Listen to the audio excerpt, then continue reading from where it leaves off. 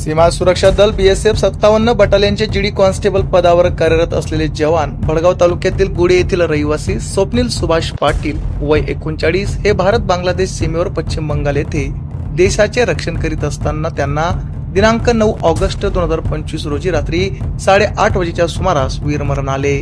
देशासाठी ते शहीद झाले या दुःखद बातमीने संपूर्ण गुढे पंचक्रोशीतील गावांवर व सोनवणे पाटील परिवारावर दुःखाचा डोंगर कोसळला आहे। घरातील कर्ता पुरुष शहीद झाला आहे। त्यांचे पश्चात आई, पत्नी, एक मुलगा, एक मुलगी असा परिवार आहे।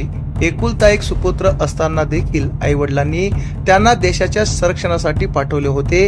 ही अभिमानाची बाब होती, परंतु नियतीच्या क्रूर काळाने झडप घालून ते देशासेवी करीत असताना शहीद होऊन अमर झाले। त्यांचे बलिदान देश व गाव हे विसरणार नाही।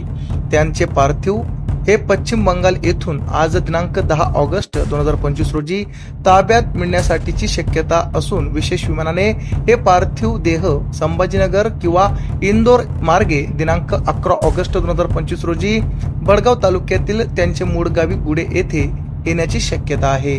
शासकीय इतमात जवानावर गुडे येथे अंत्यसंस्कार केले जाणार आहेत। आमच्या चॅनलला लाईक करा, सबस्क्राईब करा, बेल आयकॉनवर क्लिक करा आणि हो शेअर करायला विसरू नका।